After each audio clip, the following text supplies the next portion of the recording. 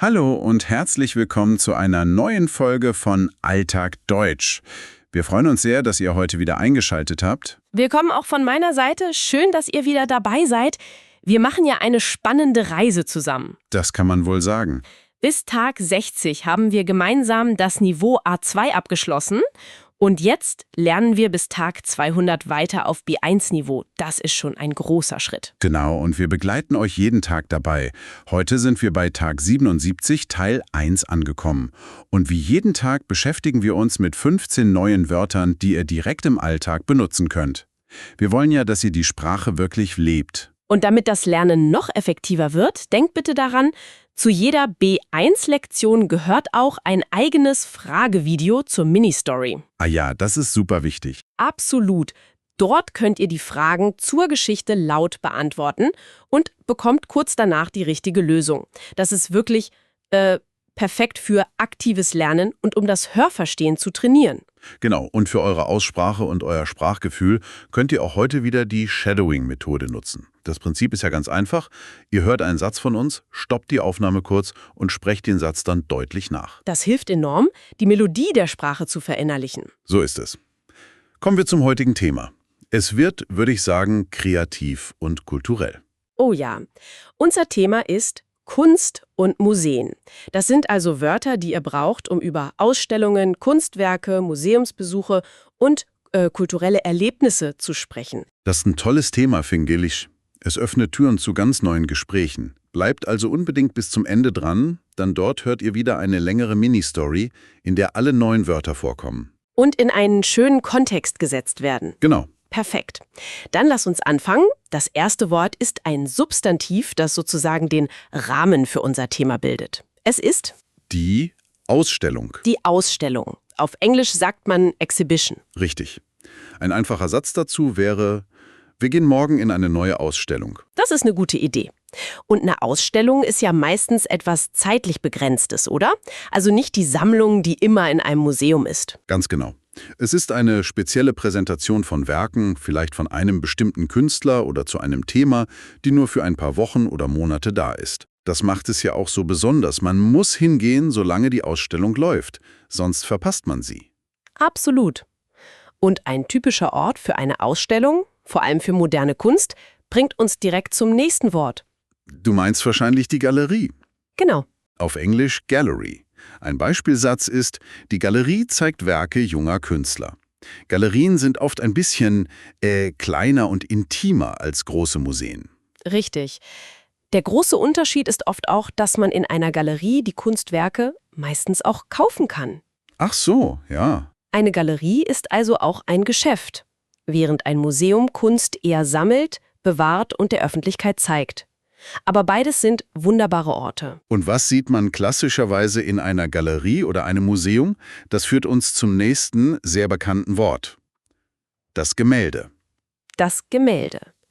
Die englische Übersetzung ist Painting. Ein typischer Satz wäre: Das Gemälde hängt im Museum an der Wand. Genau, ein Gemälde ist ein gemaltes Bild. Denkt an berühmte Werke wie die Mona Lisa von Leonardo da Vinci oder die Sternennacht von Van Gogh. Das sind wahrscheinlich die berühmtesten Gemälde der Welt und ziehen jedes Jahr Millionen von Menschen an. Absolut. Aber Kunst ist ja nicht nur zweidimensional. Es gibt ja auch Kunst, die man von allen Seiten betrachten kann, die im Raum steht. Ein sehr guter Punkt. Damit kommen wir zu unserem vierten Wort. Und zwar die Skulptur. Auf Englisch Sculpture. Ein einfaches Beispiel wäre: Im Park steht eine moderne Skulptur. Skulpturen faszinieren mich immer besonders, weil sie so greifbar wirken. Sie können ja aus ganz unterschiedlichen Materialien sein. Stimmt, aus Stein, Holz, Bronze, Metall. Oder heute sogar aus recycelten Materialien oder Lichtinstallationen. Das ist ein sehr weites Feld. Das stimmt. Und bei all diesen Kunstwerken, egal ob Gemälde oder Skulptur, gibt es einen ganz wichtigen Aspekt, der für viele Sammler und Museen das Wichtigste überhaupt ist. Ah, du sprichst davon, ob es eine Kopie ist oder das echte Werk des Künstlers. Genau. Unser fünftes Wort ist also das Original, auf Englisch Original. Ein Satz, der den Unterschied klar macht, ist: Das ist kein Druck, das ist das Original. Exakt. Das Gefühl, vor einem Original zu stehen, ist wirklich etwas Besonderes. Man sieht die Pinselstriche, die Textur der Farbe oder die Spuren der Werkzeuge auf einer Skulptur. Man spürt die direkte Verbindung zum Künstler. Das kann keine Kopie ersetzen. Finde ich auch. So, jetzt haben wir einige wichtige Substantive. Kommen wir doch mal zu den Tätigkeiten. Was machen wir eigentlich in einem Museum? Das passende Verb ist nicht einfach nur sehen. Richtig, es ist viel intensiver. Unser 6. Wort ist das Verb betrachten. Auf Englisch könnte man es mit to view oder to contemplate übersetzen. Und die Perfektform ist hat betrachtet. Genau. Ein Beispielsatz ist: Die Besucher betrachten das Bild sehr lange.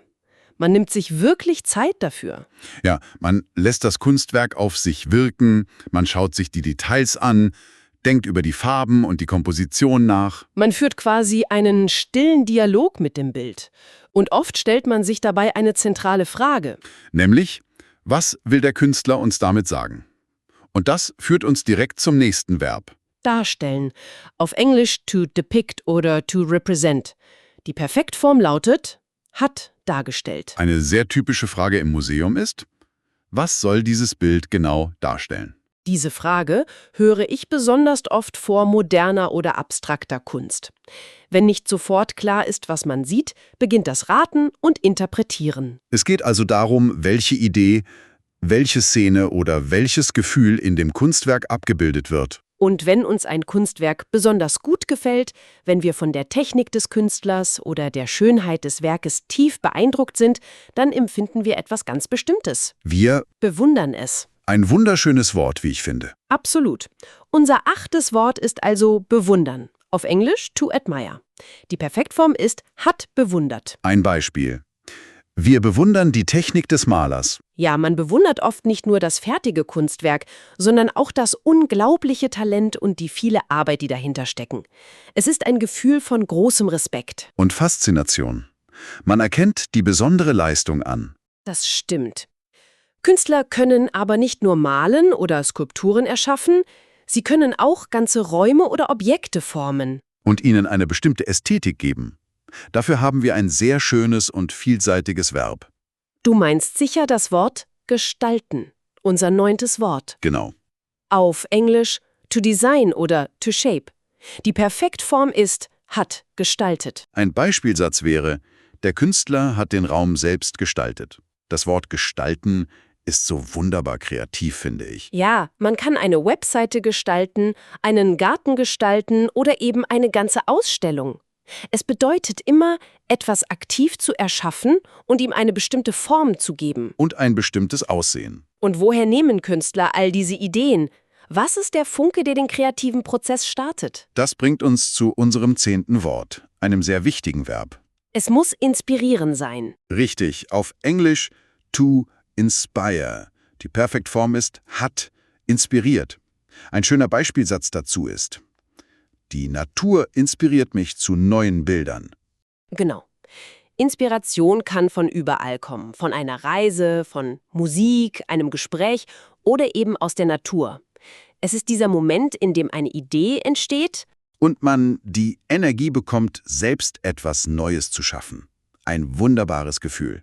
Das waren jetzt viele tolle Verben. Lass uns nun zu den Adjektiven kommen, mit denen wir Kunst beschreiben können. Okay? Nicht jedes Kunstwerk ist ja realistisch und zeigt die Welt genau so, wie sie ist. Richtig, manchmal geht es nur um Farben und Formen. Unser 11. Wort ist deshalb abstrakt. Abstrakt. Auf Englisch abstract. Ein Satz dazu könnte sein: Ich mag abstrakte Kunst mit wilden Formen. Abstrakte Kunst stellt eben keine konkreten Gegenstände oder Personen dar. Es ist sozusagen das Gegenteil von realistischer Kunst. Es lädt den Betrachter ein, seine eigenen Gefühle und Gedanken zu den Farben und Linien zu finden. Sehr spannend. Absolut. Und wenn wir wieder an das Original eines berühmten Künstlers denken, egal ob abstrakt oder realistisch, dann ist es oft nicht nur schön, sondern hat auch einen sehr hohen Wert. Das ist das perfekte Stichwort für unser 12. Wort. Wertvoll. Genau. Auf Englisch Value. Ein einfacher Beispielsatz ist: Dieses alte Bild ist sehr wertvoll. Dabei muss man unterscheiden, oder?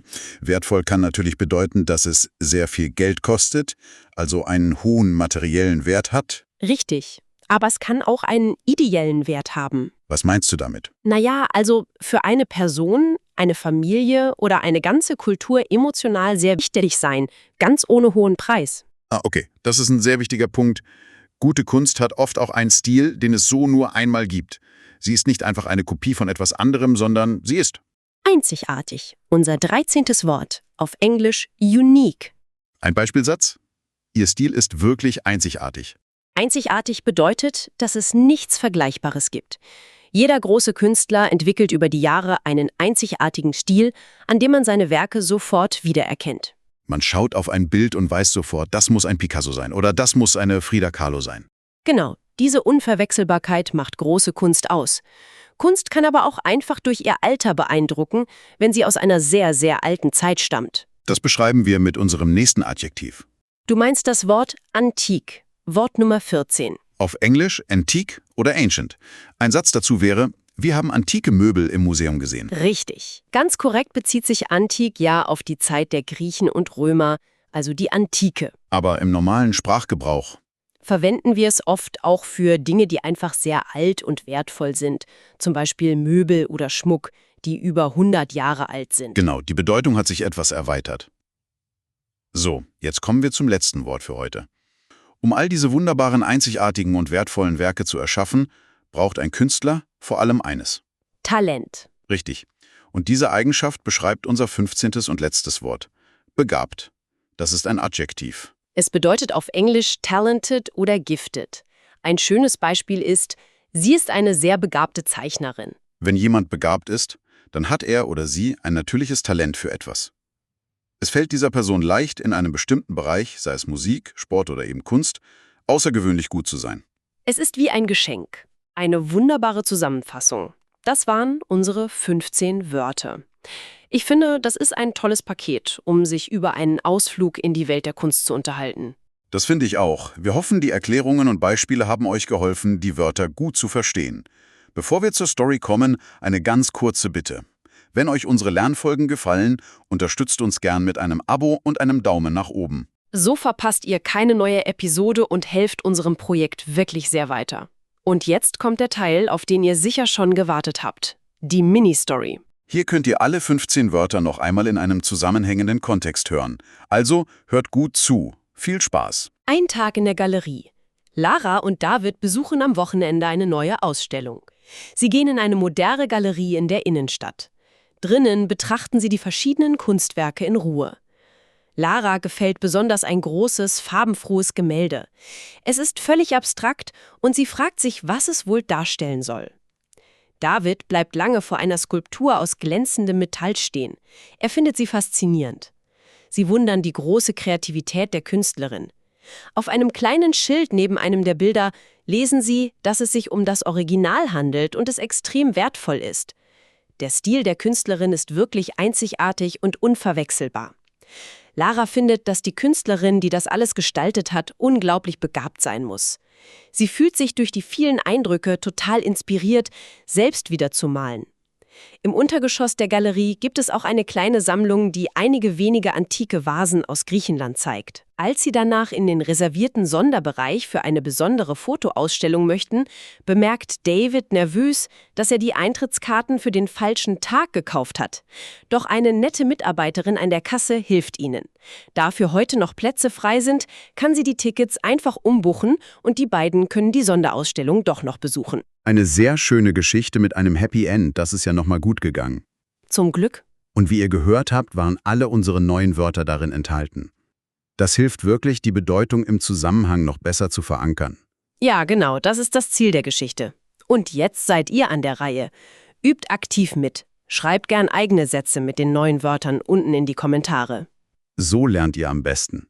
Versucht doch mal, einen Satz mit einzigartig oder gestalten zu bilden. Wir lesen das immer sehr gerne. Das ist eine super Idee. Und wenn euch diese Folge gefallen hat und ihr uns unterstützen wollt, dann abonniert den Kanal und klickt auf den Daumen nach oben. Das motiviert uns wirklich sehr, weiterzumachen. Und morgen geht es schon weiter mit der nächsten Lektion. Das Thema dann Finanzen und Bank. Oh, ein sehr wichtiges Thema für den Alltag in Deutschland. Absolut. Seid also unbedingt wieder dabei. Wir freuen uns auf euch. Bis morgen. Tschüss und bis bald.